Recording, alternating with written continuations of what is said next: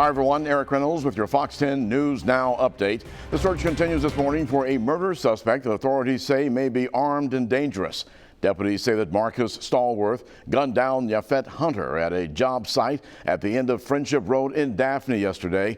Now, according to the Baldwin County Sheriff's Office, the two men got into an argument when Stallworth pulled out a gun and shot Hunter. Deputies are still investigating what exactly led up to the shooting. We just don't know exactly what happened. So again, that'll be part of the investigation to figure out what started it. Investigators say that Stallworth fled the scene and was dropped off in Mobile. They say that he is known to frequent the Maryville area of Mobile and in Pritchard. Now, if you see him, call 911. Bond set at $100,000 for Isaac Parker. Police say that Parker shot and killed Isaiah Dickerson at a pool party. It happened at a house on Dawes Road last Saturday night. Investigators say that surveillance video helped them identify Parker and make the arrest. He's expected back in court next week. With a threat of potential tropical trouble this weekend, the Mobile City Council shelling out nearly $500,000 this week to be prepared for the next big storm. The project they approved will keep traffic lights on at major intersections if the power were to go out. They're buying now 55 generators to keep intersections powered should a storm turn the lights off. The idea is to use a generator that was actually tested last year after Hurricane Zeta. The city, along with the Mobile Police Department, selected 55 high-trafficked intersections for the generators. Now, some of those intersections are near I-65 and Dolphin Street. Interim Mobile Police Chief Roy Hodge says that it takes 26 officers to staff this one area when the traffic lights are out, costing the city $800 an hour. If it costs us a couple $100,000 to prep these intersections and generators, and we don't have a storm and ever have the need to use them, I'll take that. But if we do, we'll be ready. Officials say that it's going to take several months, though, to get all of the 55 intersections equipped. Ahead of the potential tropical disturbance, Pascagoula's mayor issuing a proclamation of local emergency starting today.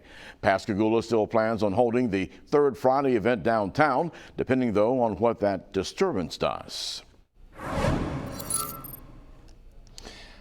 I'm meteorologist Michael White with your Fox 10 Storm Track report. Of course, we're going to be talking all about that tropical disturbance as we go in throughout the course of the day. But be aware that this is going to be our last pleasant day before we end up feeling the impacts of that disturbance. You look at the radar before 4:30 in the morning and everything is dry and quiet. And yesterday turned out to be pretty pleasant with the humidity dropping. We had a high temperature right at 90 degrees, but we did not have a triple-digit heat index, which was a very nice change. As far as the bigger picture, you can see our sky is cloudless. All of the showers and storms from yesterday, they fired off well to the south and offshore away from the U.S. mainland. So everything was pretty quiet in general for not just the Gulf Coast, but for most of the southeast, and the sky clear all the way up to parts of Tennessee. Now we will see these clouds gradually working their way back onshore as we get a slow gradual increase in the humidity values as that tropical disturbance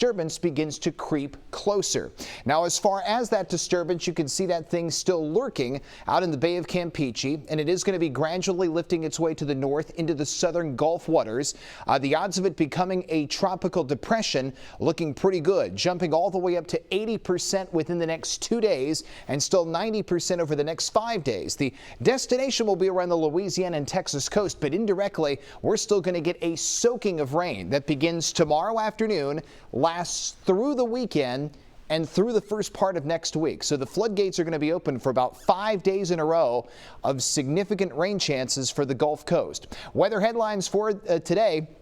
We're expecting things to feel pretty good. We're going to have a mostly dry day. We're still going to be tracking the disturbance in the Gulf waters. And let's go through the Fox 10 Futurecast, where our sky is starting off completely cloudless. And you'll notice the clouds gradually increasing, but not until we move in toward late tonight and into your Friday morning. That's when we'll start to see that Gulf moisture begin to push in. The south winds will return, and the clouds will gradually work their way back on shore. Here's the next 7 days and how they're stacking up. We'll have a high in the low low 90s today. Then we see the highs drop to the mid to low 80s over the weekend as the rain chances significantly step up. Saturday expected to be the wettest day, and the morning temperatures starting tomorrow rebound back into the 70s. And you can see next week 60% coverage of rain and storms every single day through Tuesday, 50% coverage on Wednesday. We'll be keeping you up to date on your forecast throughout the day right here on Fox 10 News Now.